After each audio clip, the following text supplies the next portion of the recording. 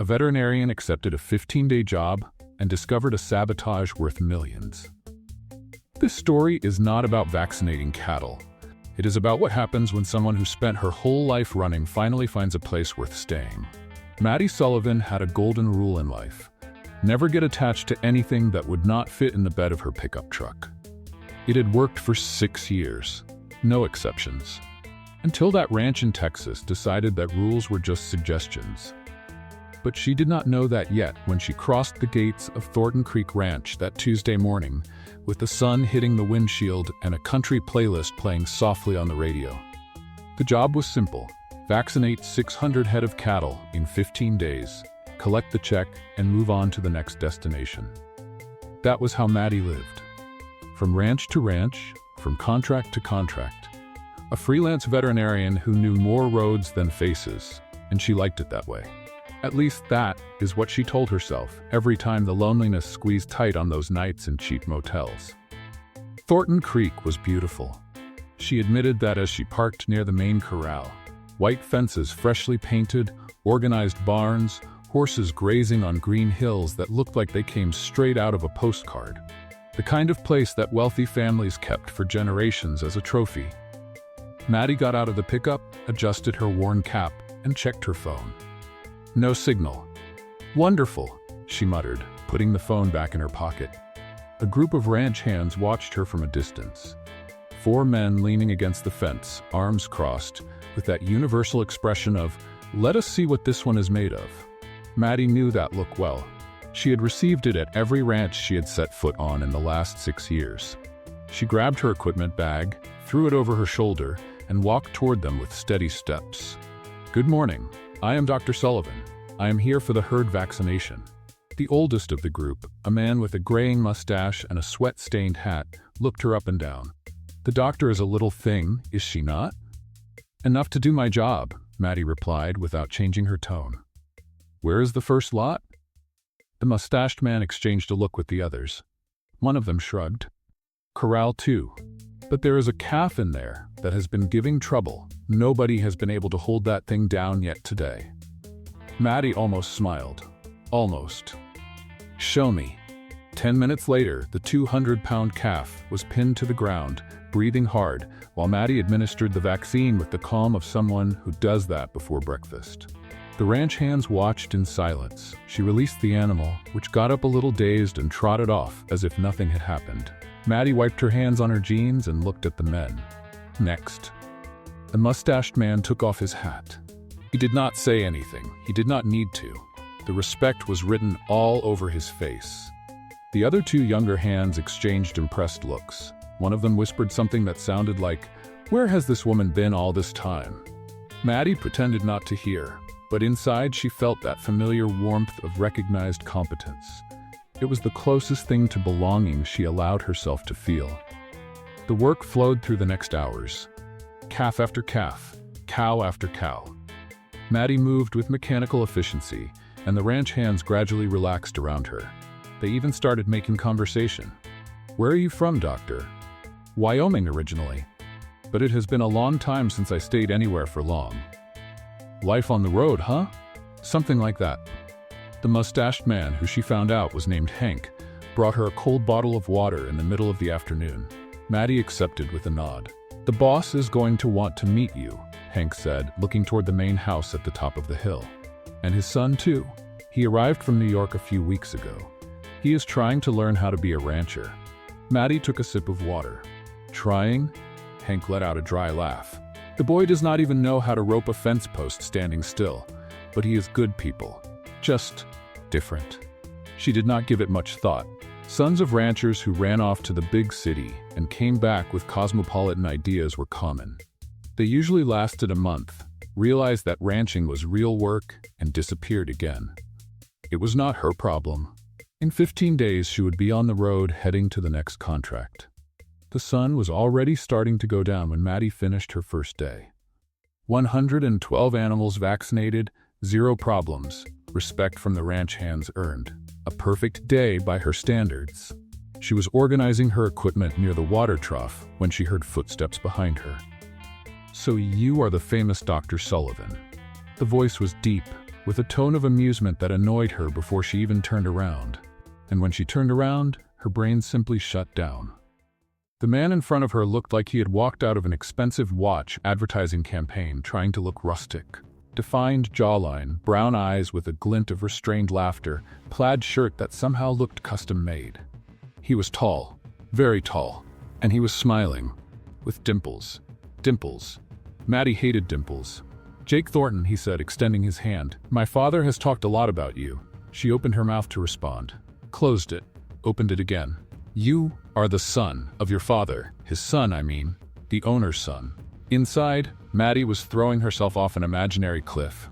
Outside, she probably looked like a carp out of water. Jake raised an eyebrow, clearly fighting not to laugh. "That is usually how it works, yes? Right. Yes. Makes sense." She tried to shake his hand, but she forgot she was still holding a syringe. She dropped it, bent down to pick it up, hit her forehead on his elbow, stumbled backward, stepped on her own equipment bag. And then, in slow motion, or at least that is how it seemed, Maddie Sullivan, the woman who had pinned down a 200-pound calf with one hand, fell backward into the water trough. The water was freezing. The silence around her was deafening. She sat there, inside the trough, the water hitting her waist, staring at the Texas sky as if expecting lightning to strike her and end her suffering. No lightning came. Just Jake's voice. "Are you okay?" Maddie looked at him. At the hand he was extending to help her. At the smile he was clearly holding back with all his strength. "I refused to answer that." She ignored his hand and got up by herself, water dripping from her clothes, the ranch hands in the distance doing a very poor job of pretending they had not seen anything. Jake was still standing there, with that annoying smile and those ridiculous dimples. "You know," he said, tilting his head, "my father said you were the best veterinarian in the region.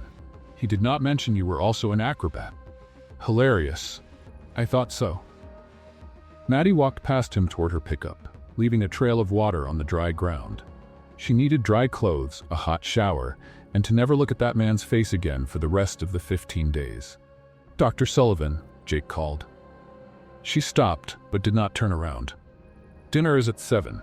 My father likes to meet the people who work here, even if it is temporary. I will think about it. The food is good, and I promise not to mention the trough." She finally looked over her shoulder. He was still smiling, but there was something more there. Behind the amusement, a weariness in his eyes that did not match the rest. A tension in his shoulders he was trying to hide. The ranch seemed prosperous. The fences were painted, the animals healthy, the barns organized. But Maddie had learned a long time ago that appearances on ranches were like resumes. They only showed what they wanted you to see. Something was wrong there. She did not know what, and technically it was not her problem. 15 days. Collect the check. Move on. That was the rule. 7 o'clock, she said, against her own better judgment. But if anyone mentions water, trough, or any variation of the subject, I am leaving before dessert. Jake raised his hands in surrender. "Not a word. I promise." Maddie went back to walking toward the pickup, ignoring the fact that her shoes made a duck sound with every step. Behind her, she heard Jake laugh softly. She hated dimples, hated them a lot. And she had the uncomfortable feeling that these 15 days were going to be much longer than planned. Maddie Sullivan spent the next 3 days executing the most elaborate military operation in the history of veterinary medicine. The secret name? Operation Avoid Dimples at All Costs. Dinner on the first night had been a controlled disaster. She showed up in dry clothes, hair still damp, and spent 2 hours answering Mr. Thornton's questions about her professional experience while Jake watched her from the other side of the table with that annoying smile.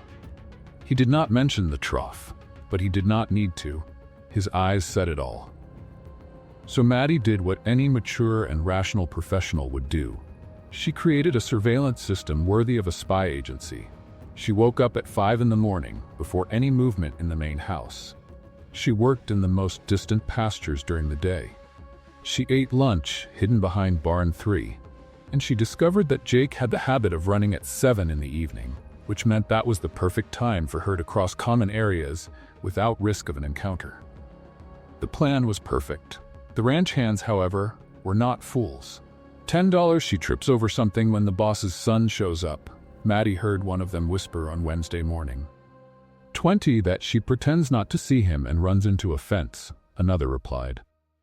50 that she falls into another trough, Hank finished, without taking his eyes off the horizon. Maddie pretended not to hear, but she mentally noted that Hank was on the blacklist. The problem with perfect plans is that the universe loves to destroy them. On the morning of the 4th day, Maddie needed a signed authorization to request controlled medications, federal protocol. Without the signature of the owner or legal representative, no medications, and Mr. Thornton had gone to town to handle business at the bank, which meant the only person authorized to sign was Jake.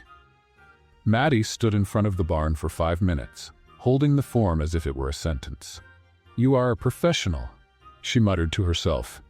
"A licensed veterinarian, an adult woman. You can ask for a signature without causing an international disaster." She took a deep breath, straightened her shoulders, marched toward the main house. The office door was slightly open. She peeked through the gap. The room seemed empty. Mahogany desk, shelves full of books, large window with a view of the pastures. Perfect. She would leave the document on the desk with a note and escape. She pushed the door slowly, already planning her escape route, when her brain registered 3 things in sequence. First, the office was not empty. Second, Jake had his back to her, putting tools away in a box. Third, Jake was shirtless. Completely shirtless. Maddie froze in place like a deer in headlights. The form trembled in her hands. She should leave, turn around, pretend she had never entered, but her feet had apparently declared independence from the rest of her body.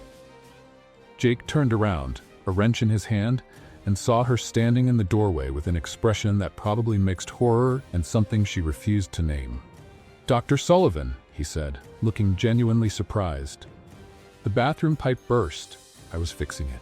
Maddie opened her mouth, closed it. Her eyes, the traitor's, dropped for half a second to his torso before returning to his face at lightning speed. "Pen," she said. Jake blinked. "What?" "I need a pen for things. Pen things. Things that need a pen." She was officially having a linguistic breakdown. Jake, because the universe had a cruel sense of humor, pointed to the desk. "There is a pen holder there. You can take one." Maddie moved toward the desk like a malfunctioning robot. Her eyes found the pen holder. Next to it, a stapler. Her hand, operating on panic autopilot, grabbed the closest object. "Thank you," she said, already backing toward the door. "Bye, Dr. Sullivan?" She stopped at the doorframe without turning around. "You grabbed the stapler." Maddie looked at her own hand. The red stapler stared back at her, mocking her. "This was exactly what I needed," she lied, with all the dignity she could muster. 2. Staple. Documents. Many documents need staples today. And she left before he could respond. Maddie only stopped walking when she reached behind Barn 3, her official hiding spot. She leaned her back against the wooden wall and closed her eyes. "Pen," she repeated to herself. "You said pen," and walked out with a stapler. "Congratulations, Madeline. New record for embarrassment." The worst part was she still needed the signature, which meant she would have to go back there. Eventually, when she built up the courage, or when the sun exploded, whichever came first. She stayed there for a few minutes, waiting for her face to stop burning, when she heard a voice coming from the open window of Mr. Thornton's office on the other side of the barn. "I already said we are not going to accept this proposal. The ranch is not for sale." Maddie knew she should not listen. It was a private conversation, someone else's problem. But her feet kept declaring independence. "The deadline is their problem, not mine," Mr. Thornton continued, his voice tense. "If they think they're going to pressure us with numbers and lawyers, they do not know this family." Silence. He must have been listening to someone on the other end of the line. 6 weeks? His voice changed. Something cracked there. "I will think about it, but I am not promising anything." The call ended. Maddie heard the sound of something hitting the desk. A heavy sigh. She stepped away slowly, her heart strangely tight. Westfield Corporation. Proposal. Deadline. 6 weeks. The ranch seemed prosperous, but that call told a different story. And suddenly, the tired smile in Jake's eyes made sense. Maddie looked at the stapler in her hand, at the ranch around her, at the life that was not hers, at problems that were not hers. 15 days. Collect the check. Move on. That was the rule. It had always worked. So why, for the first time in 6 years, did the rule seem so hard to follow? That night, Maddie could not sleep, and it was not just because of the stapler. The next morning, Mr. Thornton completely destroyed Maddie's plan with exactly one sentence. "I need you to teach my son how to rope." Maddie was having coffee on the porch of the staff house, enjoying the 15 minutes of peace before work, when the ranch owner appeared out of nowhere like a ghost in boots. She choked on her coffee. "Sorry, you said what?" Mr. Thornton sighed, taking off his hat to scratch his graying head. 8 years in New York, and the boy came back useless for ranch life. He does not know how to rope, does not know how to saddle a horse properly, confuses hay with straw. My wife, God rest her soul, would be ashamed. "Sir, I am a veterinarian, not an instructor for." "Do you know how to rope?" Maddie hesitated. "Well, yes. I grew up on ranches in Wyoming, so perfect. Teach him. Consider it part of the contract." And he left before she could protest. Maddie stood there, the coffee cup forgotten in her hand, processing the fact that she had just been assigned to spend time close, very close, to the man she had been actively avoiding for 4 days. "This is a conspiracy," she muttered to the empty air. "It has to be." An hour later, Maddie was in the training corral with a rope in her hands and Jake standing in front of her, looking annoyingly comfortable. "So," he said, crossing his arms, "you are going to teach me how to be a cowboy. I am going to teach you how not to die of embarrassment if you need to rope something in front of the ranch hands. Cowboy is another story." Jake laughed. Maddie hated herself for noticing how pleasant his laugh was. "All right, teacher, where do we start?" She took a deep breath. "Professionalism. Focus. Treat him like she would treat any student, just any student. A student without dimples and without that pine soap smell that was making her slightly dizzy. First, the hand position. Maddie demonstrated the basic lasso, spinning the rope over her head with ease before hitting a post 10 meters away. Jake whistled, impressed. "Wow, you make it look easy." "It is easy, when you know what you are doing." She handed him the rope. Jake spun. The rope tangled around his own arm. Okay, maybe not so easy. Second attempt. The rope flew in the wrong direction and almost hit a passing cat. The cat meowed indignantly and ran away. "Sorry?" Jake yelled at the fleeing animal. Maddie bit her lip to keep from laughing. "You are holding it wrong. Here, let me show you." And that was when she made her big mistake. Without thinking, Maddie positioned herself behind Jake and placed her hands over his to adjust the grip. The idea was simple. Correct the position and step away. But then she noticed 3 things. First, she was practically hugging him from behind. Second, the pine soap smell was even stronger up close. Third, Jake had gone completely still and she could swear his breathing had changed. So, Maddie tried to speak, but her voice came out strange. "You need to, the fingers like this. Like this?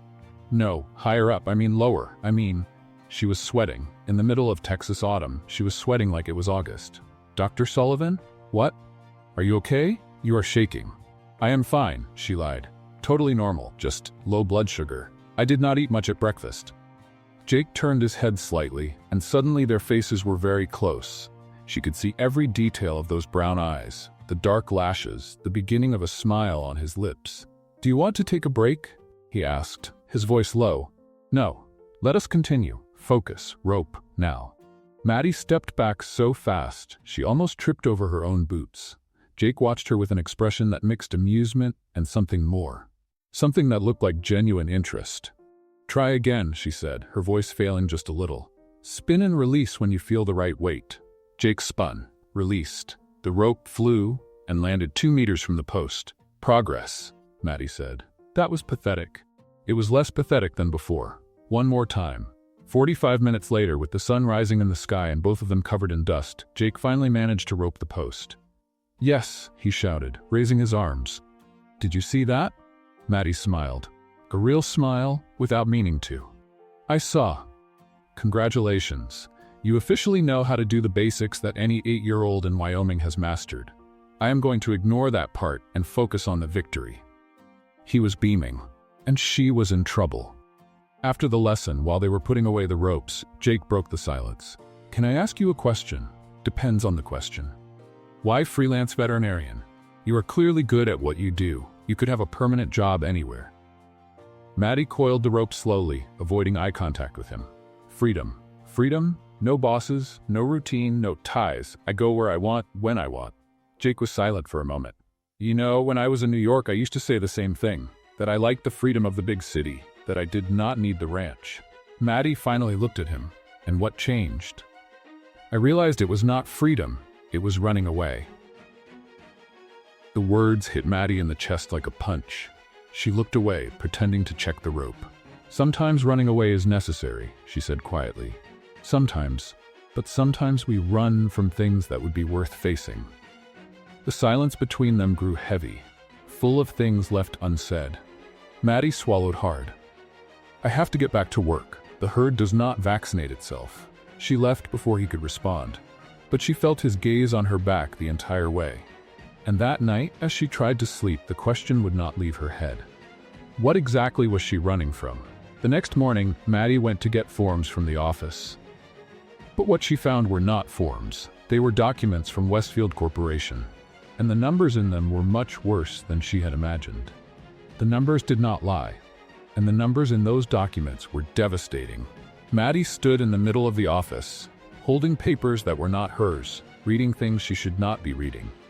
But her eyes could not stop.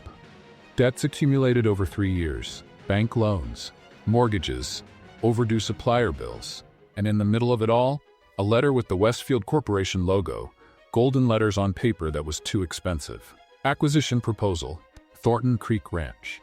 Offered value, $1.2 million. Maddie was not an expert in rural real estate, but she had spent her life on ranches. That property, with the land, the cattle, the equipment, was worth at least 5 times more. Westfield was offering crumbs. And from the tone of the letter, they knew the Thorntons were desperate enough to consider it. Deadline for response, 6 weeks from the date of this correspondence. The date was 10 days ago. Maddie dropped the papers as if they were burning. Her heart was beating too fast. It was not her problem. It was not her business. She was just the temporary veterinarian. 15 days, and then the road. But then she remembered Jake's tired smile, the tension in Mr. Thornton's shoulders, the freshly painted fences hiding cracked foundations. It all made sense now. Jake had not left a promising career in New York out of nostalgia. He had left out of desperation. He came back to try to save what was left of his family, and he was losing. Maddie backed toward the door, wanting to get out of there before someone found her snooping. But because the universe had a very specific sense of humor when it came to her, her hip hit the wooden chair next to the desk. The chair scraped against the floor with a horrible noise. Maddie froze. Footsteps in the hallway. She grabbed the first papers she saw, vaccination forms thankfully, and pretended to be organizing them when the door opened. It was Hank. Doctor? Everything okay? Everything is great, Maddie said too quickly. Just getting forms. Vaccination forms. For vaccinating. It is what I do. Vaccinate things. Hank looked at her with that expression of someone who had seen a lot in life and was no longer surprised by anything. Right? Lunch is served if you want. I will be right there. Thank you. He left. Maddie let out the air she had not realized she was holding. She needed to get out of there.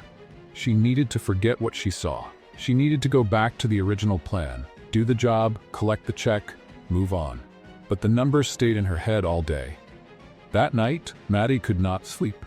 She kept tossing and turning in the narrow bed in the staff quarters, staring at the wooden ceiling, thinking about debts and proposals and families losing everything. It was not her problem. She repeated that mentally about 50 times. It did not work. Around 11, she gave up pretending she was going to sleep. She put on a jacket, pulled on her boots, and went outside to get some air. The night in Texas had a different kind of silence. Vast, full of stars and crickets, and the smell of fresh grass. Maddie walked aimlessly until she realized her feet had taken her to the porch of the main house, and Jake was there.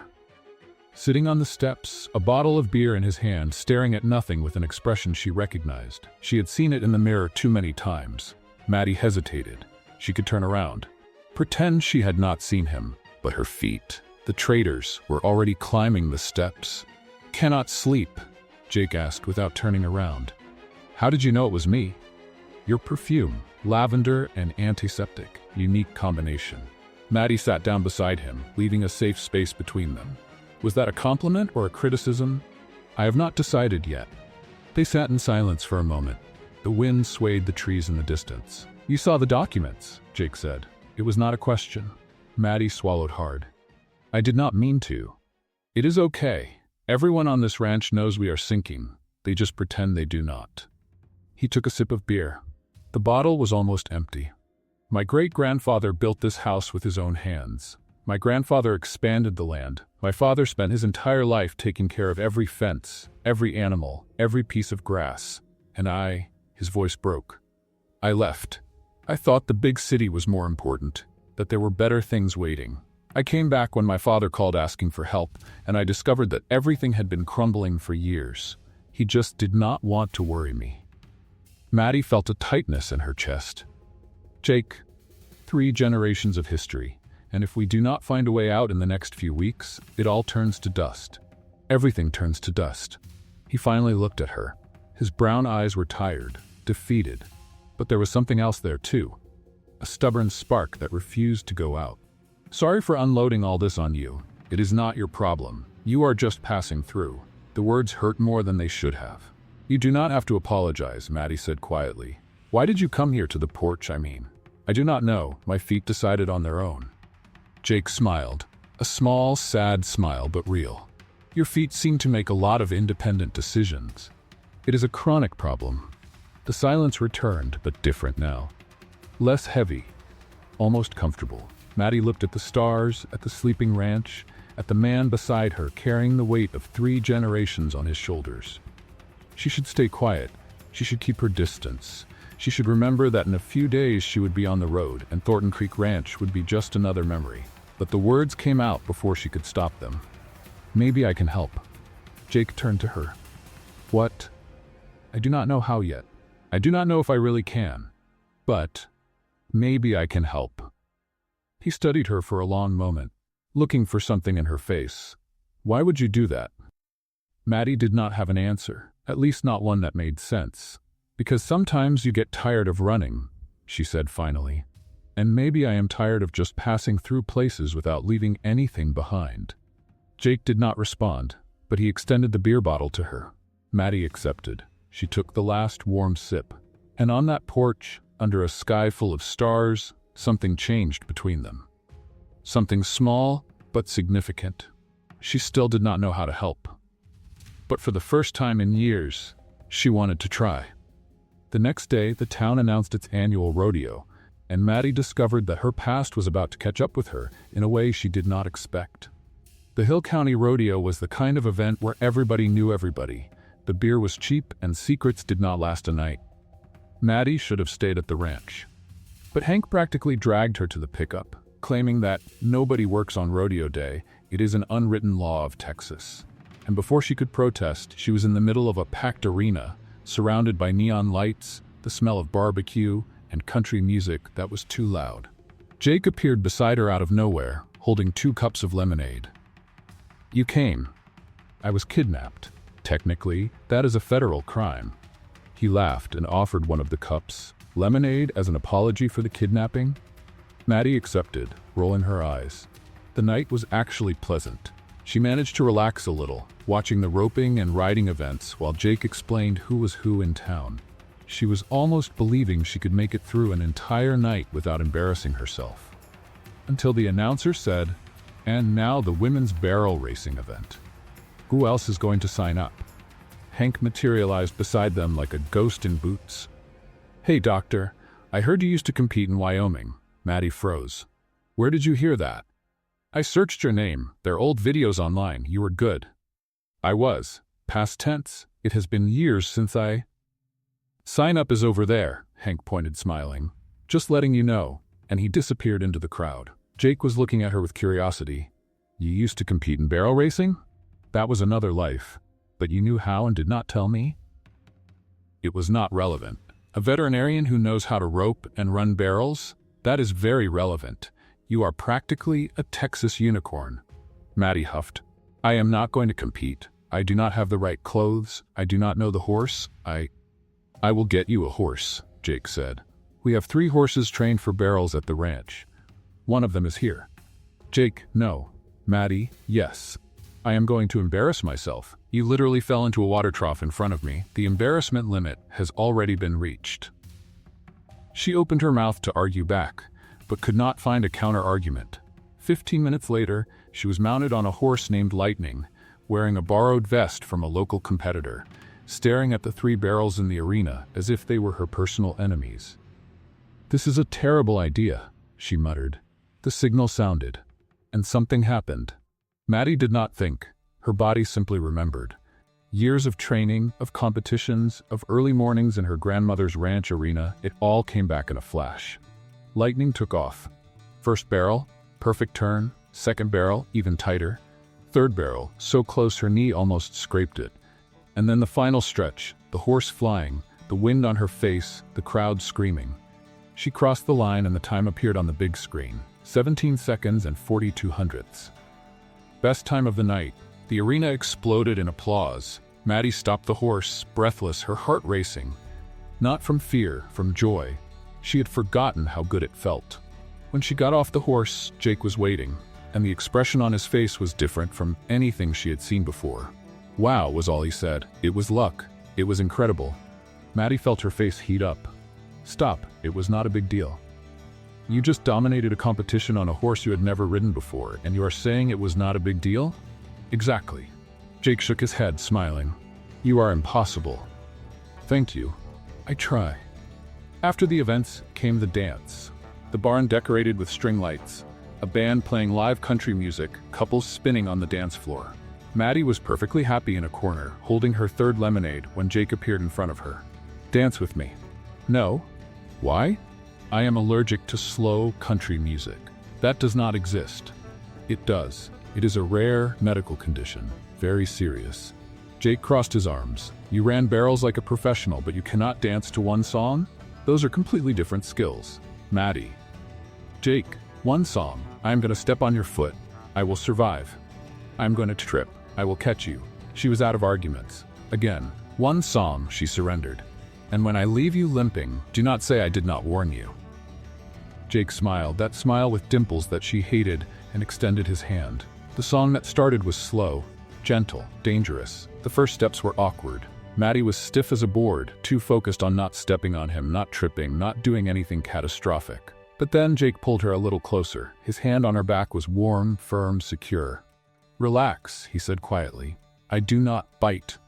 That is exactly what someone who bites would say. He laughed, and she laughed, and somehow, without noticing, she started to relax. They spun slowly.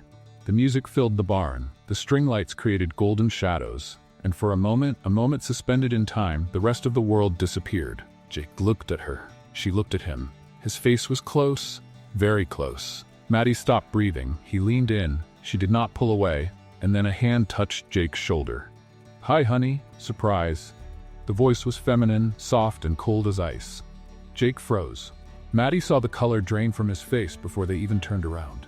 The woman behind them was blonde, elegant, impeccable. A dress that looked like it cost more than Maddie's pickup truck. High heels that had no place in a Texas barn. A smile that did not reach her eyes. "Victoria," Jake said. His voice was strange. "What are you doing here?" "I came to see you, of course, and to bring a proposal." She looked Maddie up and down. "Westfield Corporation sent me. It seems we have business to discuss." Maddie let go of Jake's hand as if it were burning. The music kept playing, but the dance was over. Victoria Montgomery had the kind of beauty that seemed to come out of a magazine, and the kind of presence that sucked all the oxygen out of a room. The morning after the rodeo, she showed up at the ranch as if she owned the place. White linen dress, stiletto heels, hair perfectly straight, flawless makeup at 7 in the morning. She looked like an alien visiting a primitive planet. Maddie, who was vaccinating calves covered in mud and sweat, watched the scene from a distance. Victoria got out of a rental car, a shiny black sedan completely unsuited for dirt roads, and walked toward the main house. Or tried to walk. Her heels sank into the mud on the 3rd step. Maddie watched it happen in slow motion. Victoria's ankle turned, her arms flailed in the air, and for one glorious second, it looked like the Manhattan executive was going to kiss the Texas ground. But she recovered. She grabbed the fence, steadied herself, and pretended nothing had happened. Maddie did not move to help. Neither did the ranch hands around her. Hank appeared beside Maddie, chewing on a piece of straw. "Pretty woman." "If you like the fish out of water about to suffocate type." "She is Jake's ex, right?" "Apparently. And she came here to do what?" "Buy the ranch, from what I understand." Hank spat the straw on the ground. "Interesting. That is one word for it." Victoria finally managed to reach the porch of the main house, where Mr. Thornton was waiting with an expression that mixed suspicion and curiosity. Jake was beside his father, visibly uncomfortable. Maddie turned her attention back to the calves. It was not her problem, but the ranch was small, and secrets did not last. By lunchtime, everyone already knew that Victoria had brought a new proposal from Westfield. Increased value, reduced deadline, response required in 3 weeks instead of 6. Pressure disguised as generosity, Maddie muttered to herself as she washed her hands at the outdoor tank. What? Jake had appeared out of nowhere. Again, the man was worse than a ghost. Nothing. Talking to myself. Habit of someone who lives on the road. He leaned against the fence beside her, looking tired. "Maddie, about last night." "You do not need to explain." "Yes, I do. Victoria and I ended things more than a year ago. The engagement is over. I did not know she was working for Westfield, I swear." Maddie turned off the faucet and dried her hands on her jeans. "Jake, seriously, it is none of my business. But I want it to be." She finally looked at him. His brown eyes were intense, searching for something in her face. "I am just the temporary veterinarian," Maddie said, the words coming out harsher than she intended. "My contract ends in a few days. Your ex, your proposals, your ranch. None of that is my problem."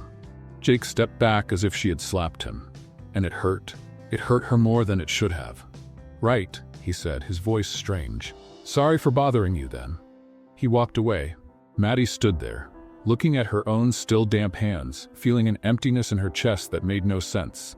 It was not her problem, she was just passing through. That was the rule.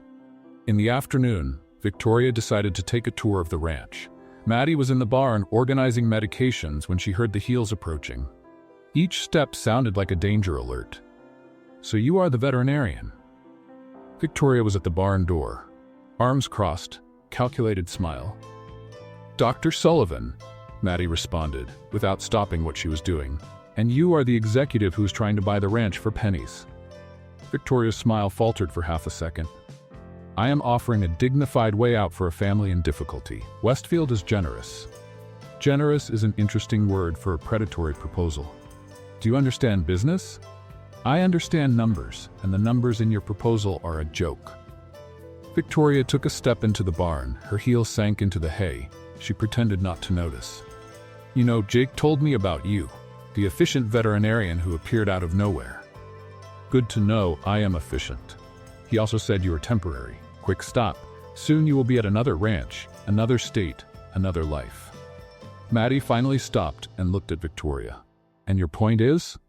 "My point is that some people belong in certain places and others." Victoria looked around the barn with disdain. "Are just visitors." The silence between them grew heavy. "Maybe," Maddie said, going back to the medications, "but at least I know how to walk without sinking in the mud." Victoria pressed her lips together. "It was a pleasure meeting you, Dr. Sullivan." "Likewise." The heels walked away. Maddie let out the air she had been holding. Visitor. Temporary. Passing through. All the words she used herself. So why did they hurt so much coming from someone else? That night, Maddie did not go to dinner with the others. She stayed in the staff quarters, sitting on the bed, looking at the suitcase she never fully unpacked. Always ready to leave. Always one foot out the door. That was how it worked. That was how she protected herself. But for the first time, the suitcase felt less like freedom and more like a prison. Someone knocked on the door. "Doctor?" It was Hank's voice. "There is a problem in the north pasture. 3 cows are sick. They look bad." Maddie got up, swallowing the lump in her throat. "I am on my way." Work. That was what she was good at. That was what she could rely on. The rest was too complicated. But when she arrived at the pasture and saw the animals, she knew immediately that something was very wrong. It was not a common illness, and it did not look natural. 3 sick cows turned into 10 in 24 hours. 10 turned into 20 in 48. And Maddie had not slept in 3 days. The ranch became a silent war zone. Maddie set up an improvised infirmary in the larger barn, separating the sick animals from the healthy ones. The symptoms were strange: extreme lethargy, refusal to eat, tremors. Nothing she had seen before in any manual, any course, any experience on the road. And the animals kept getting worse. On the second night, Jake appeared in the barn with a bag of sandwiches and a determined expression. "What are you doing here?" Maddie asked, without taking her eyes off the cow she was examining. "I came to help." "You do not know anything about veterinary medicine. I know how to carry things, and you have not eaten anything since yesterday." He put the bag of sandwiches on the improvised counter. Maddie wanted to refuse, wanted to send him away. But she was too exhausted to argue. "Fine, get that box over there and bring it here." Jake looked in the direction she was pointing. There were 3 boxes. "Which one?" "The one with medications." "They all look the same." "The one that has medications written on the side." "Oh," he grabbed the wrong box. Maddie sighed. "That is the one with gloves. Sorry, the letters are small." "Jake, it is written in letters 2 inches tall." It was dark. "There are 4 lights on in here." He finally found the right box and brought it to her, tripping over a bucket on the way. "Here, medications." "Got it. Congratulations. Do you want a medal?" "I would accept a thank you." Maddie almost smiled. Almost. The following hours were a blur of work, sweat, and desperation. Jake, to her surprise, did not leave.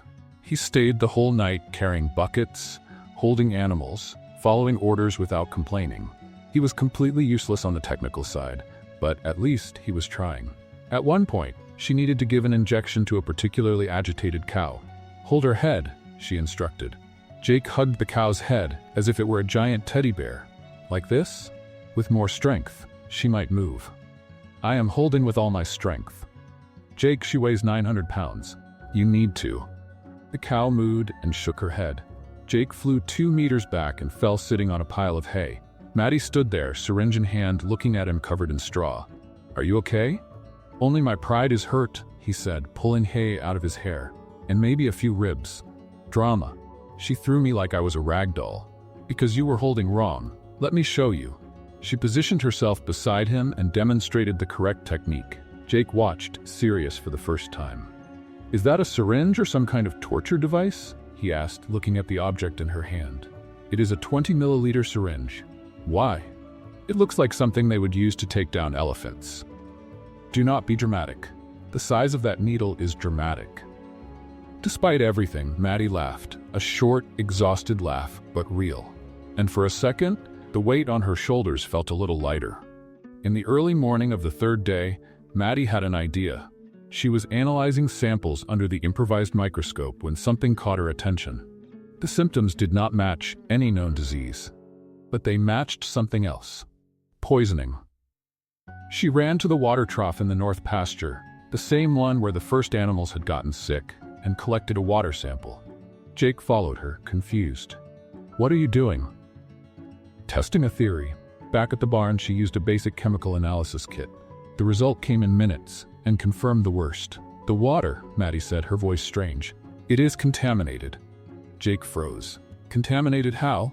It is not natural. Someone put something in there. On purpose." The silence between them was deafening. "Sabotage," Jake said finally. "Someone is sabotaging the ranch." Maddie nodded, her stomach churning. If the herd dies, the ranch loses the only asset that is still worth anything. The sale to Westfield becomes inevitable. Jake's eyes darkened. "Victoria made 3 calls to Westfield this week. I saw it. She was saying she was monitoring the case." "Do you think she?" "I do not know, but it is too much of a coincidence." They looked at each other, the same conclusion hovering between them. Someone wanted to make sure the Thorntons had no choice. Maddie worked another 12 hours straight. With the source identified, she managed to treat the animals that could still be saved. She blocked access to the contaminated water trough. She created an emergency protocol. But some animals did not make it. 8 cows, 3 calves. When the sun rose, Maddie was sitting behind the barn, alone, crying for the first time since she had arrived at the ranch. It was not just for the animals, though that hurt. It was for everything. For the exhaustion, for the ranch crumbling, for Jake and Victoria and proposals and sabotage, for caring when she had sworn not to care, for being temporary in a place that no longer felt temporary. Jake found her there. He did not say anything. He just sat beside her and stayed silent. Sometimes presence was more important than words, and in that moment, it was all she needed. When they finally got up, Maddie had made a decision. "We need proof," she said, wiping her face. "Before accusing anyone, we need concrete proof." "How are we going to get that?" "Victoria left her phone in the bathroom yesterday. I saw it when I walked by." Jake looked at her. "You want to? I want answers, and I am going to get them." Victoria's phone was exactly where Maddie had seen it, on the counter of the main house bathroom, next to a makeup kit that probably cost a ranch hand's monthly salary. But first, she needed to have a conversation. She found Jake in the stable, brushing one of the horses with more force than necessary. The tension in his shoulders was visible from meters away. "We need to talk," Maddie said, leaning against the door. "About? Victoria?" Jake stopped brushing. He did not turn around. "What do you want to know?" "Everything. Because if we are going to accuse your ex-fiancée of sabotaging your family's ranch, I need to understand what is going on." He finally turned around. He looked tired, defeated. But there was something else there. Relief, maybe, from finally being able to talk. "The engagement ended a year ago," he began, setting down the brush. "I ended it. She did not take it well." Define did not take it well. Calls at 3 in the morning. Surprise appearances at my job. 10-page emails explaining why I was making the biggest mistake of my life. Wow. Yeah, Victoria does not like to lose. She never has. Maddie crossed her arms. And how did she end up working for Westfield on the case involving her ex-fiancé's ranch? Coincidence? Jake let out a humorless laugh. When my father called asking for help and I came back to Texas, she found out. 2 weeks later, she showed up as an acquisitions executive on the Thornton Creek case. Sudden promotion, conveniently. She planned this, probably. Victoria has always been good at getting what she wants. And what does she want? You back or the commission from the sale? Jake looked her in the eyes. Honestly, I do not know. Maybe both. Maybe neither. With Victoria, you can never be sure. The silence between them grew heavy. Maddie looked away, pretending to be interested in a saddle hanging on the wall. Why are you telling me all this? Because you asked. You could have lied, simplified, said it was none of my business. You said that before, that it was not your business. I know. Changed your mind? Maddie did not answer. She did not know how. Jake took a step toward her. Then another. Can I tell you something? Depends on what it is. I am not leaving, he said, his voice low. No matter what happens with the ranch, with the proposal, with Victoria, I am not running away again. Jake, and it is not just because of the ranch. He was close now, too close. Maddie could see every detail of his face, the dark circles from sleepless nights, the stubble, the brown eyes that seemed to see right through her. She should step back, she should say something sarcastic. She should remind herself that she was temporary, that she had a suitcase always packed, that she did not get attached to anything.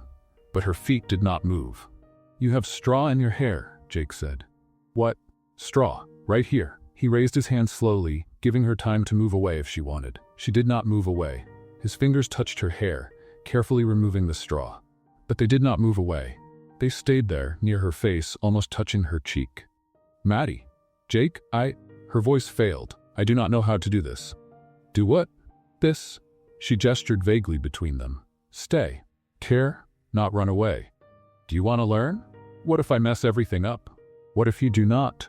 She did not have an answer for that, and then he leaned in, and she did not run.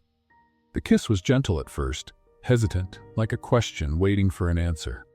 Maddie answered. Her hands found their way to his chest, feeling his heart beating as fast as hers. His arms wrapped around her, pulling her closer, and for one glorious moment, the rest of the world disappeared. There was no crumbling ranch. There were no vengeful ex-fiancés. There was no sabotage or predatory proposals. Just the two of them in a dusty stable, finally stopping to run. When they separated, both were breathless. Wow, Jake said. Do you always say wow after kissing someone? Only when the kiss deserves it. Maddie felt her face heat up. Shut up. I just kissed you and you tell me to shut up? It is my defense mechanism. It works poorly. I know, they laughed. A light, relieved laugh, from people who had just crossed a bridge and discovered the other side was better than expected. But reality does not wait for romances to bloom. They sat on the hay bales, shoulders touching, and began to plan. "We need concrete proof before accusing anyone," Maddie said. "Suspicions will not solve anything." Victoria's phone. Exactly. If she is coordinating the sabotage, there will be messages, calls, something. And if there is nothing? Then we look for another source, but my gut says she is involved, Jake nodded. And the ranch? Even if we prove the sabotage, we still have the debts. We still have the deadline. Maddie was silent for a moment, thinking. "I have an idea," she said finally, "but it will require time and risk." "What idea?" "You have underutilized land on the west side, perfect for certified organic cattle raising. It is an exploding market. If you can get a supply contract with a major chain, you would have the capital to refuse Westfield's proposal." Jake looked at her with surprise. "You understand the organic market? I spent 2 years working on a certified ranch in Colorado. I know the process, and you have contacts in New York who can help, do you not?" "I do, but that would take months to organize." "Then we better start soon." Jake shook his head, a smile growing on his face.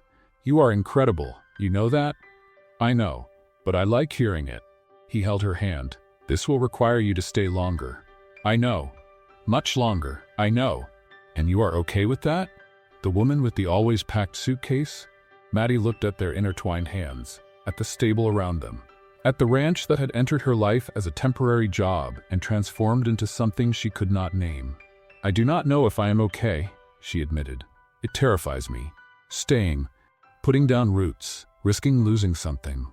And even so?" She squeezed his hand. "And even so, I want to try." That night, while Jake distracted Victoria with questions about the proposal, Maddie went into the main house bathroom. The phone was still there. She unlocked the screen. Victoria used her own birthday as the password, because of course she did, and started searching. What she found made her stomach turn. Messages. Dozens of them. Coordinating dates, amounts, access points. But the contact name was not from Westfield. It was from someone inside the ranch. The name on Victoria's phone screen glowed like a punch to the stomach. H.C. Maddie knew those initials. She had seen them on the identification badge hanging on the wall of the staff quarters. Hank Crawford, the foreman, 30 years working there. The man who had taken off his hat in respect when she pinned down the calf on the first day. The man who had bet $50 she would fall into another trough. It could not be. But the messages did not lie. North Water Trough, Thursday night. Make sure nobody sees. Product delivered, effect in 48 hours. Keep pressuring the old man, he will give in. Maddie felt nausea rising in her throat. She put the phone back exactly where it was and left the bathroom on shaky legs. Jake was waiting for her in the hallway, pretending to examine a painting on the wall. "Well," he asked quietly, "I found it, but you are not going to like it." "Victoria? She is involved, but there is an accomplice." "Who?" Maddie looked around, making sure they were alone. "Hank." The color drained from Jake's face. "No, it cannot be. Hank has worked here since before I was born. He is practically family." "I know, but the messages are clear. He coordinated everything with Victoria." Jake leaned against the wall, looking like he was going to collapse. "Why? Why would he do this?" "I do not know, but we need to find out before telling your father." The next morning, pretending everything was normal was harder than any physical labor. Maddie avoided looking at Hank during breakfast. Jake was tense as a guitar string, and Victoria, completely unaware that her phone had been searched, drank her almond milk coffee as if she were the queen of the ranch. Mr. Thornton broke the awkward silence. "Jake, you said you had a proposal to discuss. I am listening." It was time for the plan. Jake stood up, cleared his throat, and assumed what Maddie mentally called New York executive mode. "Father, our lands on the west side have been underutilized for years. They are perfect for certified organic cattle raising." Mr. Thornton frowned. "Organic?" "It is an exploding market. Consumers pay up to 3 times more for meat with animal welfare certification, natural feeding, and free-range pasture raising. If we can get a supply contract with a major chain, we will have enough capital to refuse Westfield's proposal." Victoria almost choked on her coffee. "That is absurd," she said, composing herself. "Organic certification takes months. You do not have that time. Actually, we do, Maddie intervened. I worked on a certified ranch in Colorado. I know the process, and some chains accept preliminary contracts based on initial inspections. We can start generating revenue before full certification. Victoria glared at her. And who is going to negotiate with these chains? You? Jake has contacts in New York, Maddie replied, smiling. And I have the technical knowledge. Seems like a better combination than handing everything over to a predatory corporation. The silence at the table was heavy enough to cut. Mr. Thornton looked from Jake to Maddie, then to Victoria, and back to his son. It is risky. It is a chance, Jake said. The only one we have. I will think about it. It was not a yes, but it was not a no either. In the afternoon, Jake called a meeting in the barn to explain the plan to the ranch hands. Maddie watched from the corner, holding back her laughter. So, Jake began, standing in front of an improvised whiteboard, the idea is to reposition the ranch as a supplier of premium animal protein with organic certification and complete traceability. The 6 ranch hands stared at him as if he were speaking Mandarin. What? Said one of them, the youngest. Organic cattle, Jake simplified. Free-range pasture, natural feeding, no chemicals in the pastures, guaranteed animal welfare. Do we not already do that? We do, but we do not have certification. With the seal, we can sell for much higher prices. So we are going to sell the same cow for different prices, just because of a piece of paper? Basically, yes. That sounds like cheating. That is called branding, Jake said, writing the word on the board. Brand what? Branding. Building a brand. It is about perception of value. The ranch hands exchanged confused looks. Hank, who was leaning against the back wall, crossed his arms. And how does this work in practice, boy? Maddie noticed the tension in his voice. Guilty conscience or distrust of the plan? Hard to tell. Jake took a deep breath. Dr. Sullivan will explain the technical part. All eyes turned to Maddie. Thanks for throwing me to the lions, she muttered to Jake as she passed him. You are welcome, he replied with a smile. Maddie positioned herself in front of the group. All right, simple version. We need to document everything that goes into the cattle's feed, ensure the pastures have been free of pesticides for at least 3 years, and pass regular inspections. Who handles the feed here? I do, said a heavyset ranch hand named Miguel. Perfect. You're going to be my right hand on the records. Do you know how to write? Yes. Legible handwriting? More or less. You're going to have to improve. Federal inspectors are demanding. Miguel looked slightly terrified. And the rest of you, Maddie continued, are going to learn how to separate animals by lot, monitor grazing time, and keep movement records. It sounds complicated, but it is just organization. And if we make a mistake, asked the youngest, then we lose the certification, the contract, and probably the ranch. Absolute silence. Just kidding, Maddie said. I mean, it is not a joke, but we are going to train first. Nobody is going to make a mistake. The ranch hands did not look convinced. Jake approached her. You have a very special way of motivating people. Brutal honesty is my specialty. I noticed. That night, while the ranch slept, Maddie went looking for answers. She found Hank in the staff quarters, alone, sitting on the bed with his head in his hands. He looked 10 years older than the week before. She knocked on the open door. May I come in? Hank raised his eyes. There was something there, fear, guilt, exhaustion, that confirmed everything before she even asked. You know, he said, it was not a question. I know. Maddie walked in and closed the door behind her. Why, Hank? The silence lasted an eternity. When he finally spoke, his voice was broken. My daughter, she had a car accident 2 years ago. Medical bills, physical therapy, specialists, the insurance did not cover even half. Maddie sat in the chair in front of him. You went into debt. With the wrong people. Loan sharks. Interest that doubles every month. When I could not pay, they threatened my family. My 6-year-old granddaughter, Dr. Sullivan. They said they knew where she went to school. Maddie's stomach turned. And Victoria? She showed up a few months ago, said she worked for powerful people, that she could make my debts disappear if I helped facilitate the sale of the ranch. Contaminating the water was her idea? Hank nodded, tears streaming down his weathered face. I did not want to. I swear I did not want to.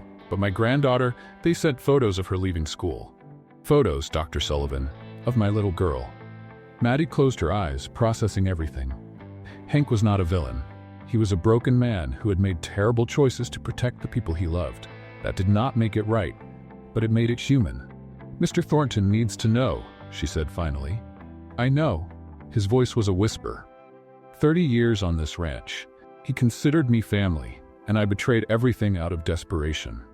Are you going to tell him, or do you want me to?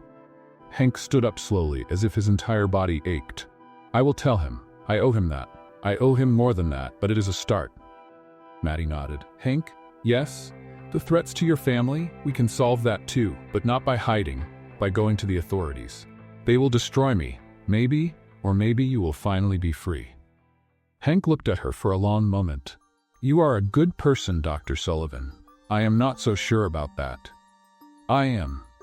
Half an hour later, Hank was in the living room of the main house, in front of Mr. Thornton, confessing everything.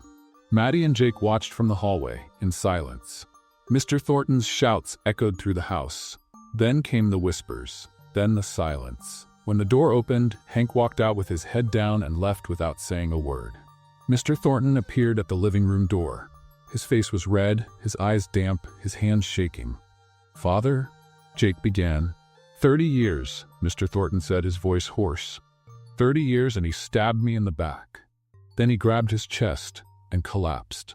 The ambulance took exactly 11 minutes to reach Thornton Creek Ranch. They were the longest 11 minutes of Maddie's life. Jake was kneeling beside his father, holding his hand, repeating, "Stay with me, Dad, stay with me," as if the words could prevent the worst.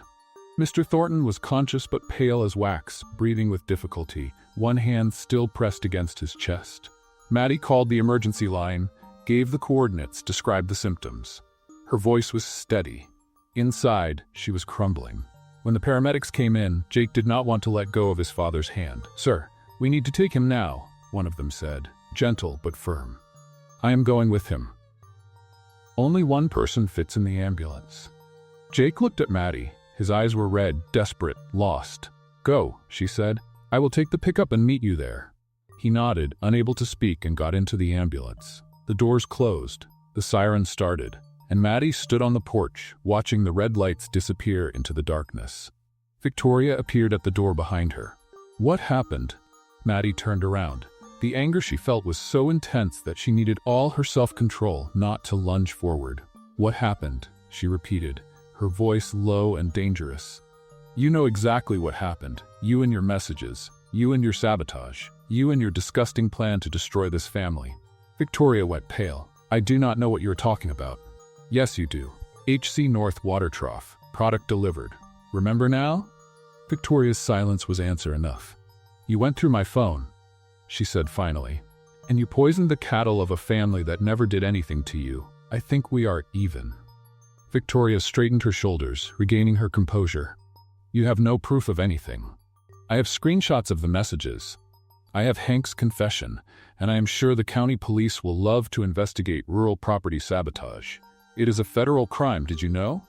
Victoria's face contorted. "You are bluffing. Try your luck." The two stared at each other for a long moment.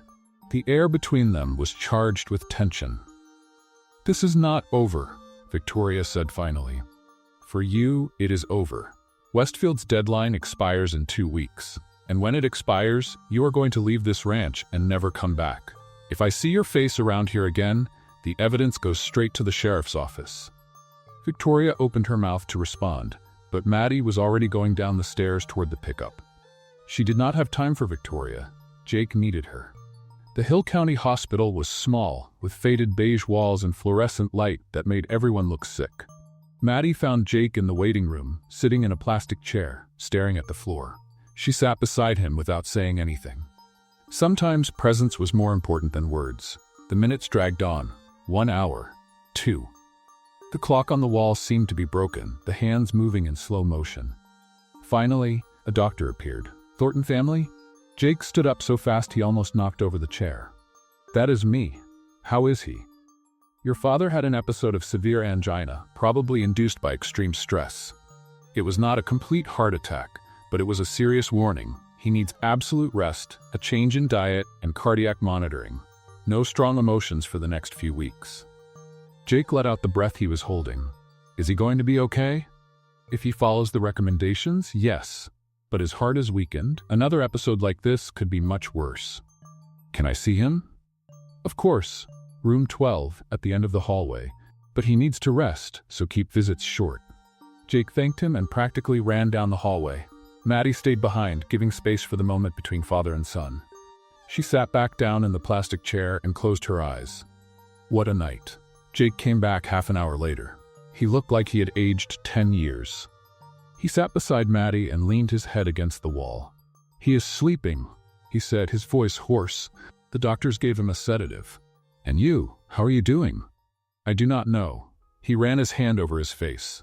I am angry. I am scared. I am feeling guilty for not noticing earlier what Hank was doing, for not protecting my father. Jake, you could not have known. I should have. Hank had been acting strange for weeks, quieter, avoiding eye contact, and I did not notice because I was too busy trying to save the ranch. You were trying to help, and I almost lost my father in the process. Maddie did not have an answer for that. Some pains did not have the right words. They sat in silence for a while. The hospital hummed around them, footsteps of nurses, beeping machines, distant voices. Maddie, yes? Thank you for being here. You do not need to thank me. Yes, I do. You could have left. It is not your family, not your problem, but you stayed. Maddie looked at him. At the tired eyes, the worn face, the shoulders curved from carrying too much weight. I am staying because I want to stay, she said quietly. Not because I have to. Jake turned to her. You once said you were just the temporary veterinarian, that it was not your problem. I know, I was wrong. And now?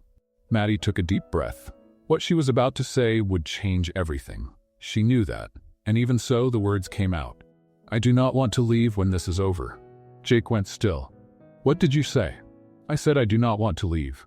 The contract ends in a few days. I should collect my check, get in my pickup, and head to the next ranch. That is what I always do. That is what I know how to do. But I do not want to. For the first time in 6 years, I do not want to leave. The silence between them was different now, charged with possibility. Jake reached out and held her hand. Then do not go. Jake, stay. Not as a temporary veterinarian. Stay for real. I do not know if I know how to do that. Stay. Put down roots. Risk losing something. I do not know either. I spent 8 years running from this ranch, pretending the big city was my place. I came back thinking I would save everything in a few weeks and leave again. And now I cannot imagine this place without you. Maddie felt her eyes sting. She was not going to cry. She was not. That is a lot of pressure for a hospital conversation at 3 a.m. I know. Sorry. Terrible timing. Terrible. Can we pretend it did not happen? No. Jake smiled. A small, tired smile, but real. Good, because I do not want to pretend. Maddie squeezed his hand. Your father is going to be fine. The ranch is going to survive. And I am going to stay, at least until I figure out if I am capable of not messing everything up. You are not going to mess it up. You do not know that. Yes, I do. You are the most competent person I have ever met, when you are not falling into water troughs. Maddie laughed. A wet laugh, half sob, but genuine. That was a low blow. It was the truth. They stayed there, hands intertwined, under the harsh fluorescent light, surrounded by beige walls and the smell of disinfectant. It was not romantic. It was not beautiful. But it was real. And sometimes, real was enough. Meanwhile, at the ranch, Victoria was packing her bags. Her hands trembled as she threw clothes into her suitcase. The veterinarian had seen the messages. She had proof. Everything was falling apart. She grabbed her phone and dialed a number. We have a problem, she said when the call connected. The veterinarian knows everything. She has screenshots of the messages. The voice on the other end was cold. And what do you suggest? We need to accelerate the deadline. Put on more pressure. If the proposal is accepted before they can organize themselves. The old man is in the hospital. The son is distracted. It is the perfect time. Victoria hesitated. Is that not too unethical? Business is not about ethics, Victoria. It is about results. Do you want your commission or not? She swallowed hard. I do. Then do what needs to be done. We have 2 weeks. Use them well. The call ended. Victoria looked at the ranch through the window. The lights were off. The place looked abandoned. In 2 weeks, it would be hers. Well, Westfield's. But first, she needed to make sure Maddie Sullivan did not get in the way. The next morning, Jake woke up to his phone vibrating. It was a message from a former colleague in New York. "Jake, I got your email about the organic project. I have a contact at Whole Foods who might be interested. Can I set up a meeting for next week?" He looked at Maddie, who was asleep in the chair beside him, her neck at an angle that was going to hurt when she woke up. They had 2 weeks. It was tight. It was risky. It was almost impossible. But for the first time since he came back to Texas, Jake felt something he had forgotten how it felt. Hope. Mr. Thornton was the worst patient the Hill County Hospital had ever seen. And that was saying a lot, considering the institution had been around for 47 years. "I do not need to stay in bed," he complained for the 10th time that morning. "I have a ranch to take care of." "You have a heart to take care of first," the nurse replied with the patience of a saint. Doctor's orders. The doctor is 12 years old. He is 38 with 2 specializations. He looks 12. Jake watched from the corner of the room, fighting not to laugh. Maddie was beside him, biting her lip. "Father, cooperate," Jake said. "The more you complain, the longer you will stay here." "I am cooperating. I am lying down, am I not?" "You are trying to bribe the nurse with cookies to let you leave. That is strategy, not bribery." The nurse rolled her eyes and left the room, muttering something about stubborn ranchers. When they were alone, Mr. Thornton got serious. "Jake, sit here." Jake approached the bed. Maddie made a move to leave to give them privacy, but Mr. Thornton stopped her. "You too, Dr. Sullivan. This involves both of you." They sat in the chairs beside the bed. "I heard you two talking last night," Mr. Thornton said, "about the plan, the organic cattle, the contacts in New York." Jake exchanged a look with Maddie. "Father, you should have been resting, not eavesdropping. The walls in this hospital are thin as paper, and I am not deaf." He took a deep breath. "The plan is risky. I know. It might not work. I know. But it is the best chance we have." Jake blinked. "You are saying that?" "I'm saying go to New York, close that contract, save the ranch that my father and my grandfather built." He looked at Maddie. "And you, doctor, take care of everything while this hard head is away. I trust you." Maddie felt a lump in her throat. "Sir, I am just—" "You are not just anything. You are the person who discovered the sabotage, who saved half my herd, who stayed at the hospital all night when you could have left." He extended his wrinkled hand and held hers. "You are part of this family now, like it or not." Maddie could not respond. She just nodded, her eyes stinging. Jake stood up and hugged his father carefully, avoiding the wires and monitors. "Thank you, Father. Do not thank me yet. Thank me when you have the contract in hand." 2 hours later, Jake was at the regional airport with a carry-on bag and a knot in his stomach. Maddie accompanied him to the boarding gate. "Are you sure you can handle everything by yourself?" he asked for the 3rd time. "Jake, I vaccinated 600 head of cattle, discovered a corporate sabotage, and faced your psychotic ex-fiancée. I think I can supervise some ranch hands for a few days." "Victoria is not psychotic. She contaminated your cattle to force a sale. That is at least sociopathic." "Fair point." He held her hands. "If you need anything, I will call. Go now before I change my mind and lock you in the barn." Jake smiled and leaned in to kiss her. It was a quick, gentle kiss, full of promise. "I will be back in 3 days. I will be here." He went through the security gate, looking back one last time. Maddie waved, and then she was alone. Well, not alone. She had an entire ranch waiting for her. The next 3 days were the most intense of Maddie's life.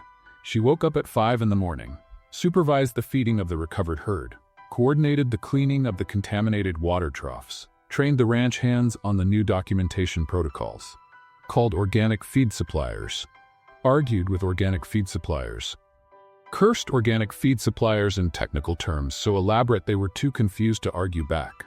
"What do you mean by crude protein specification, inadequate for optimized feed conversion?" asked a salesman on the phone. "I mean your feed is low quality and I am not going to pay that price for it." "Oh, why did you not just say so?" "Because this way is more fun." She hung up and turned to Miguel, who was watching her with admiration. "Doctor, you are scary." "Thank you. It is a natural talent." The afternoon brought another challenge. Hank's goodbye. He showed up at the ranch to collect his things, His face was marked, his eyes downcast. He carried 2 old suitcases and 30 years of memories. Maddie found him near his pickup. "Where are you going?" she asked. "My sister lives in New Mexico. I'm going to stay with her for a while. After that, I do not know." "And your granddaughter? The threats?" "I went to the police. I reported everything. They are investigating the loan sharks." He paused. "You were right. It was better to face it than to hide." Maddie nodded. "Hank, for what it is worth, I understand why you did what you did. I do not agree with it, but I understand." He raised his eyes, surprised. "After everything I caused? You made terrible decisions for human reasons. That is not the same thing as being a terrible person." Hank was silent for a moment. "Is Mr. Thornton ever going to forgive me?" "I do not know. Maybe, but forgiveness takes time." "I know." He extended his hand. "Thank you, Dr. Sullivan, for everything." Maddie shook his hand. "Good luck, Hank." She watched him get into his pickup and drive away, the dust rising behind the vehicle. She felt sadness. Not anger, not hatred, just sadness for everything that had been lost. Some mistakes could not be undone. Only carried. On the night of the second day, Victoria appeared. Maddie was in the barn, checking the feeding records. When she heard the heels clicking on the concrete floor, she would recognize that sound anywhere. "Still here?" Maddie asked without turning around. "I thought you had left." "I am leaving. But first I wanted to make you a proposal." Maddie finally turned around. Victoria was impeccable as always, despite everything. Designer dress, perfect hair, calculated expression. "I am not interested in anything you have to offer. Not even a job." Maddie blinked. "What?" Victoria approached, her heels echoing in the empty barn. "Westfield has an animal welfare division. We need qualified veterinarians to supervise our suppliers. 6-figure salary, premium health plan, stability you have never had in your life." Maddie crossed her arms. "Why would you offer me a job?" "Because you are competent. I recognize competence, even in adversaries. And because," she hesitated, "you clearly do not belong in this world." "This world? Ranches, dust, manual labor. You are too smart for this. You could be in air-conditioned offices, making decisions that matter, instead of vaccinating cows in the middle of nowhere." Maddie looked at Victoria for a long moment. Then she looked around, at the barn that had become her base of operations, at the equipment she had organized, at the ranch beyond the doors, the pastures, the fences, the animals she had saved, at the land that had started to feel like hers. "You know what the problem is, Victoria?" she said finally. "You look at all this and see the middle of nowhere. I look and see a beginning." "A beginning of what? More hard work and little recognition?" "Maybe, but also of something real, something that matters, something that does not depend on commissions or quarterly goals or corporate games." Victoria rolled her eyes. "That is naive." "Maybe, but you know what else? I spent 6 years running from place to place, telling myself it was freedom, that I did not need roots or bonds or anything permanent. And it was a lie. It was fear disguised as independence." She took a step toward Victoria. "You said I do not belong in this world, and maybe you were right before. But now?" Maddie smiled. "Now I belong, and no job offer is going to change that." Victoria was silent. "You are making a mistake," she said finally. "Maybe, but it is my mistake to make." Victoria straightened her shoulders, putting the cold mask back on. "Very well. Good luck, Dr. Sullivan. You're going to need it." She turned and walked toward the exit, her heels echoing farther and farther away. Maddie watched her leave, and for the first time in years, she did not feel like doing the same. Jake called on the morning of the third day. Maddie answered on the first ring. "So? Good morning to you too. Jake, I'm having a nervous breakdown here. How did the meeting go?" There was a pause on the other end of the line. Maddie felt her stomach sink. "You did not get it?" she asked, her voice breaking. "Maddie, it is okay. We will find another way. We still have a few days before the deadline. We can." "Maddie." "What?" "I got it." The world stopped. "What?" "I got the contract. Whole Foods. Exclusive supply of organic meat for the Southwest region. Value enough to pay off the debts and still have working capital left over." Maddie let out a scream that made all the ranch hands in the corral turn their heads. "Are you serious?" "I am looking at the signed contract right now." Jake, this is... I cannot." "I know. Me neither." She was laughing and crying at the same time. The ranch hands approached, confused. "What happened, doctor?" "We did it," she shouted. "We got the contract." Miguel took off his hat and threw it in the air. The others started celebrating. Someone shouted something about beer. On the other end of the line, Jake was laughing. "I am catching the afternoon flight. I will arrive tonight. I will be waiting." "I know." She hung up and looked at the ranch around her, at the ranch hands celebrating, at the blue Texas sky, at the land that had entered her life as a temporary job and transformed into a home. They had done it. Against all odds, they had done it. That night, when Jake's pickup appeared on the dirt road, Maddie was waiting on the porch. He got out of the vehicle holding a folder. "The contract," he said, holding it up. "Officially signed and registered." Maddie ran down the stairs and jumped into his arms. The kiss that followed made the ranch hands whistle from the corral. "Find something to do," Maddie shouted, without letting go of Jake. "We are busy watching," Miguel shouted back. Jake laughed against her lips. "They have a point. We are putting on a show. Let them. We deserve this." He hugged her tighter. "We did it, Maddie." "I know. The ranch is saved." "I know. And you are going to stay?" She pulled back just enough to look into his eyes. "I am going to stay." The expression on Jake's face was pure joy. "Good, because I was not going to let you leave anyway." "Oh, really? And how are you going to stop me?" "I do not know. Probably by tripping over something and dragging you down with me." Maddie laughed. "That sounds like something I would do." "I know. I am learning from the best." They kissed again under the starry Texas sky, surrounded by dust and possibility. The ranch was saved. Victoria had lost, and for the first time in her life, Maddie Sullivan had found a place to stay. But while they celebrated, neither of them saw the notification that arrived on Jake's phone. A message from Westfield Corporation. "Extended deadline refused, legal action in progress. Prepare yourselves."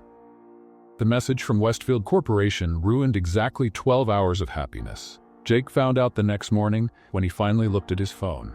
His face went white. Maddie, who was having coffee on the porch, knew immediately that something was wrong. "What is it?" He showed her the screen. "Extended deadline refused.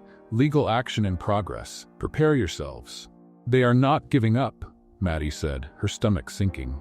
"Apparently not."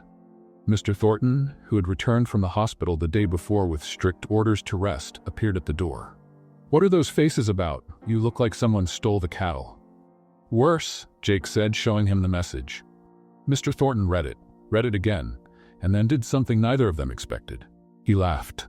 "Bother, this is not funny." "It is hilarious. Westfield is desperate. They are suing us." "On what basis?" Mr. Thornton sat in the rocking chair, completely calm. "We refused an offer. That is not a crime. We signed a contract with another company. That is not a crime either. And we have proof that they sabotaged our cattle." Maddie and Jake exchanged looks. "The messages," Maddie said. "I still have the screenshots." "Exactly." Mr. Thornton smiled. "Let them try to sue us. We will counterattack with evidence of corporate sabotage, threats to employees, and criminal contamination of rural property.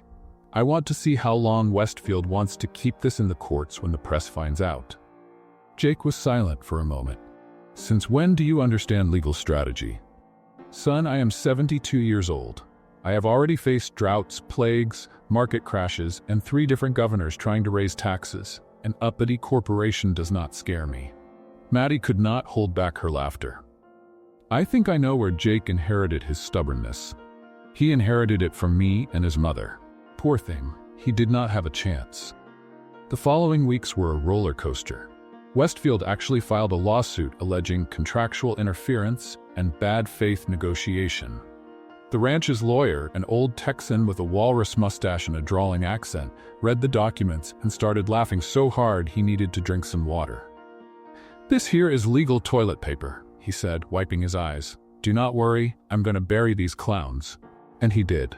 When the evidence of sabotage came to light, the screenshots of the messages, Hank's documented confession, the water analysis results, Westfield tried to reach a confidential settlement.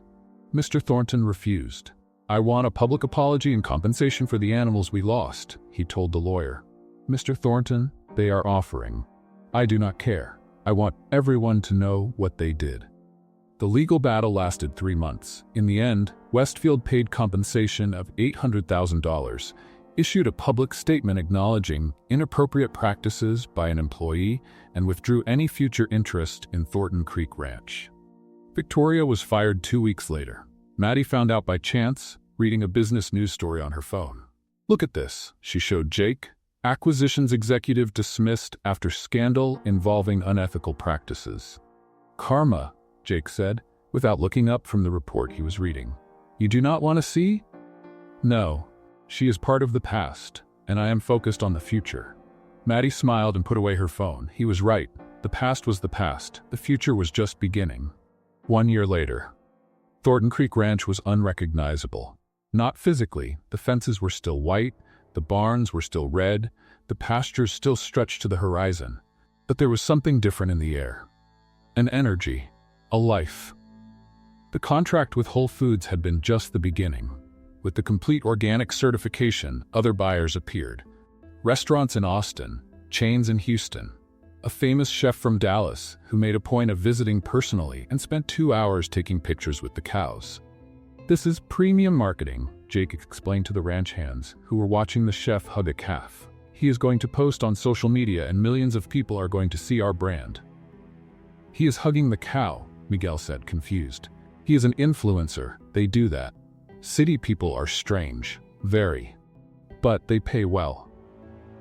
The contracts now added up to millions. The debts had been paid off, the ranch had hired more employees, and for the first time in decades, Thornton Creek was not just surviving, but thriving. Mr. Thornton, semi-retired by doctor's orders and family stubbornness, spent his days on the porch or at the artificial lake they had built in the south corner of the property. His favorite hobby was teaching Miguel's grandson to fish.